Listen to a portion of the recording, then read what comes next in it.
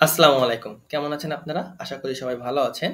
আজকে আমাদের SEMrush কোর্সের অনেক ইম্পোর্টেন্ট একটা ক্লাস। আজকে আমরা আলোচনা করব কিভাবে আপনি আপনার কম্পিটিটরের ব্যাকলিংক অ্যানালাইসিস করবেন, তাদের ব্যাকলিংক প্রোফাইলটাকে খুঁটে, খুঁটে অ্যানালাইসিস করবেন এবং আপনি তাদের ব্যাকলিংক প্রোফাইল থেকে কিভাবে ব্যাকলিংক স্পাই করতে পারবেন সেটা আমরা আজকের ক্লাসে দেখব। তার আগে আমরা ব্যাকলিংক গ্যাপ অ্যানালাইসিস করব এবং এটা আমরা করব SEMrush এর ব্যাকলিংক গ্যাপ অ্যানালাইসিস টুলের মাধ্যমে। সো চলুন ভিডিওটা শুরু করা যাক। সো আমরা টেসলা ওয়েবসাইট নিয়ে পুরো SEMrush কোর্সটা করতেছি। সো আমরা টেসলা ওয়েবসাইটে যাই এবং টেসলা ওয়েবসাইটে যে কম্পিটিটরগুলো আছে, যেমন ধরেন টয়োটা, হুন্ডাই, ইউএসএ, এগুলো কিন্তু টেসলা ওয়েবসাইটের একটা কম্পিটিটরস। তো আমি কি এর আগেও দেখাইছি যে কিভাবে আপনি কম্পিটিটরকে খুঁজে বের করবেন। চলুন আবার একবার দেখে নেওয়া যাক। জাস্ট আপনার ওয়েবসাইটটা এসে ডোমেন ওভারভিউতে দেন, দেওয়ার পরে এই যে আমি ইউএসএ এর, যেহেতু পুরো কোর্সটা আমি ইউএসএ নিয়ে করতেছি, সো আমি ইউএসএ তে ক্লিক করছি এবং স্ক্রল ডাউন করে আপনাকে নিচে আসতে হবে। নিচে আসলে SEMrush আপনাকে আপনার মেন অর্গানিক কম্পিটিটরের একটা লিস্ট দিবে। আপনি ভিউ ডিটেলসে যাবেন, ভিউ ডিটেলসে যে ওইখান থেকে রিলেভেন্ট যারা যারা অর্গানিক কম্পিটিটর আপনার, তাদেরকে চুজ করবেন। ঠিক আছে? সো চলুন দেখি আমি কয়টা কম্পিটিটরে পাই এবং SEMrush আপনাকে অ্যালাউ করবে 5টা ইনক্লুডিং আপনার ওয়েবসাইট একসাথে কম্পেয়ার করতে। তো আমি বলবো আপনি 3-4টা যে কটা পারেন সব কটাই দেন, যাতে আপনি 100, 150, 200, 300টা হাই কোয়ালিটি ব্যাকলিংক পাইতে পারেন এবং সেগুলোকে আউটরিচ করে আপনি ক্রিয়েট করতে পারেন। ঠিক আছে? সো চলুন আমরা দেখে নিই। ওকে, সো টেসলা motorsclub.com, টেসলা রাটি, আমি এখান থেকে কম্পিটিটরগুলোকে বেছে নিচ্ছি to compare with my website. So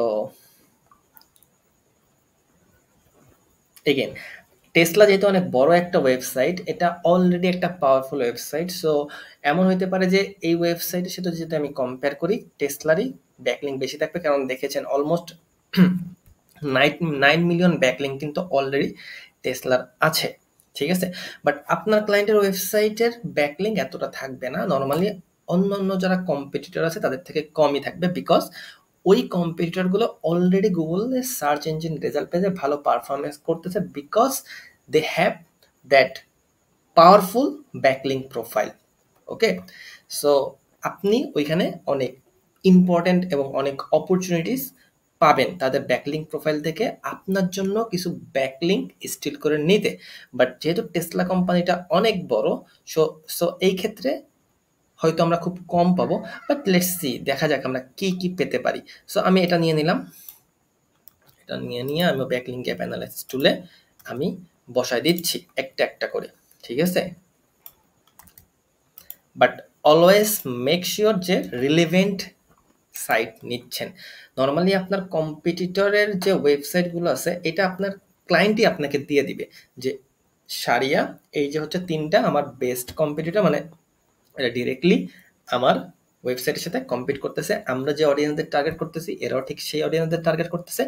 আমরা যে প্রোডাক্ট সেল করি, এরাও সেই প্রোডাক্ট সেল করে। বাট অনস এগেইন আমি কিন্তু একটা কথা বারবার আমার ভিডিওতে বলে আসতেছি, সেটা হচ্ছে যে আপনার এসইও কম্পিটিটর এবং আপনার market competitor, that means direct product competitor কিন্তু সেম হবে না সবসময়। ঠিক আছে?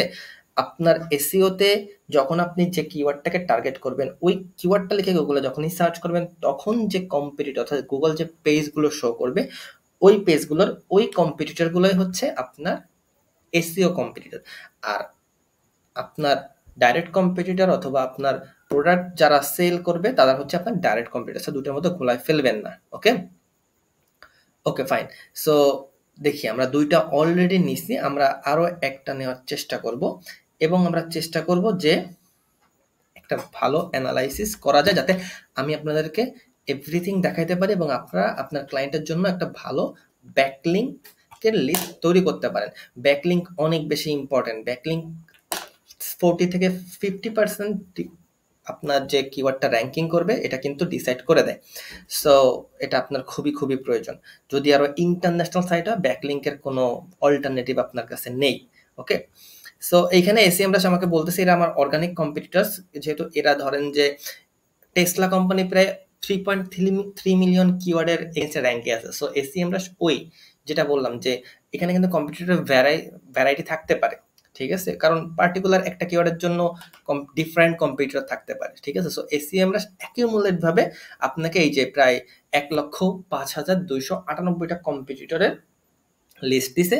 এগেইন এটা যেহেতু টেসলা একটা বড় কোম্পানি সেহেতু। সো আমরা আজকে এই যে দুইটা তিনটা আমরা দেখছি, এই তিনটার মধ্যে আমরা এখন একটা অ্যানালাইসিস করি। Okay, so let's get started. Just আপনি এই যে ইউ লেখা না, ইউতে হচ্ছে আপনি আপনার কম্পিটিটরের ওয়েবসাইটটা দিবেন না, আপনি আপনার ক্লায়েন্টের ওয়েবসাইট দিবেন, আপনার নিজের ওয়েবসাইট দিবেন। আর বাকি যেগুলো আছে সেগুলোতে হচ্ছে আপনি আপনার কম্পিটিটর ওয়েবসাইট দিবেন। দেন হচ্ছে ফাইন্ড প্রসপেক্ট। প্রসপেক্ট মানে হচ্ছে যে অপশন, অপরচুনিটিস, ঠিক আছে, যে আপনি কতটা অপরচুনিটি খুঁজে পাচ্ছেন। ওকে, সো ফাইন্ড প্রসপেক্ট যখনই দিচ্ছেন দেখেন এসিএমরাশ আপনাকে একটা সুন্দর লিস্ট দিছে। এখন আমরা খুব ডিটেলসে এটা আলোচনা করব।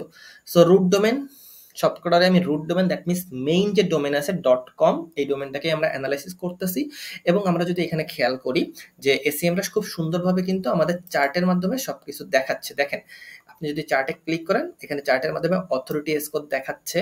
অবশ্যই আমার ওয়েবসাইটেরই অথরিটি বেশি থাকবে, that's because Tesla is a big website and big powerful reputed website. Referring ডোমেনও টেসলারই বেশি থাকবে, কিন্তু অনেক সময় আপনার ওয়েবসাইটেরটা সবার লাস্টেরটা হইতে পারে, বাট টেনশন নাই, আপনাকে হায়ার করা হয়েছেই ওটাকে ইমপ্রুভ করার জন্য। So focus on that how you can improve your client website's authority and give your client website more power. Okay, so আপনি যদি আস্তে আস্তে নিচে আসেন, নিচে দেখেন এসিএমরাশ আপনাকে সুন্দরভাবে কিছু অপশন দিছে। সেই অপশনগুলো কি কি আমরা একটু দেখি। যে বেস্ট, এসিএমরাশ অলরেডি আপনাকে বলে দিচ্ছে যে these are the best site that you can target for your website. Okay, যে এই ওয়েবসাইটগুলো থেকে আপনি র্যাঙ্ক লিঙ্ক নিতে পারেন। দেখেন এসিএমরাশ সর্বপ্রথমে আমাকে প্রায় 1 লক্ষ সামথিং একটা লিস্ট দিয়েছিল অর্গানিক কম্পিটিটর, ঠিক আছে, এবং এসিএমরাশ আমাকে 21,000 ডোমেইনের একটা লিস্ট দিয়েছে, যে ডোমেইনগুলো এসিএমরাশ মনে করে যে বেস্ট। ওকে, আচ্ছা, তাহলে দেখেন আপনি এখানে বেস্ট হচ্ছে এইগুলা। এখন এগুলো কেন এসিএমরাশ বেস্ট হচ্ছে, এসিএমরাশের কথাই কিন্তু আমরা মানবো না, আমরা নিজেও এটাকে ক্রস চেক করব, ঠিক আছে।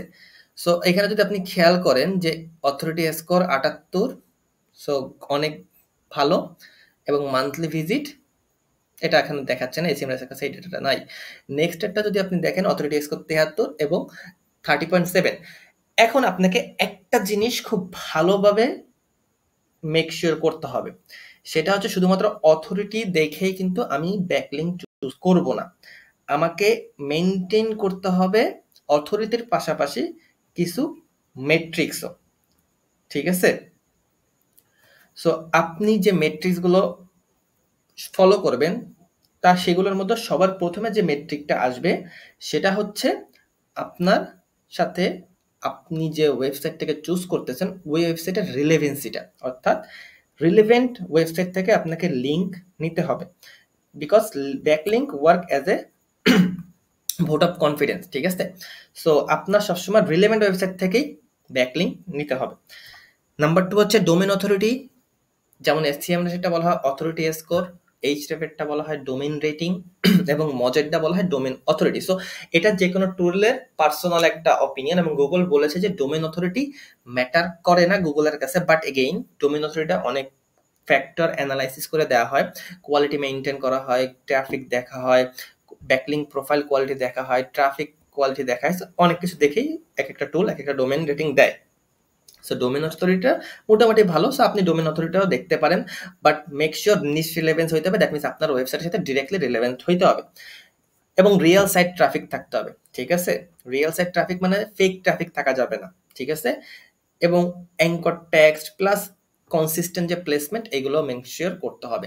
সো আপনাকে ওরকম ডোমেন ওভারভিউতে দেখবেন, দেখে যদি দেখেন যে ট্রাফিক ফল করছে, মানে কোনো ট্রাফিকের গ্রাফ অনেক নিচু, আগে অনেক ভালো ছিল এখন নিচু, দ্যাট মিনস ওই ওয়েবসাইটটা কিন্তু পেনাল্টি খাওয়ার সম্ভাবনা খুব ভালো আছে। সো ওই ওয়েবসাইটটাকে আপনি অ্যাভয়েড করার চেষ্টা করবেন। ওকে, সো আমরা দেখতে চাচ্ছি যে এখন কিভাবে আপনি প্রসপেক্ট ফাইন্ড করবেন, ঠিক আছে, ব্যাকলিংকের জন্য।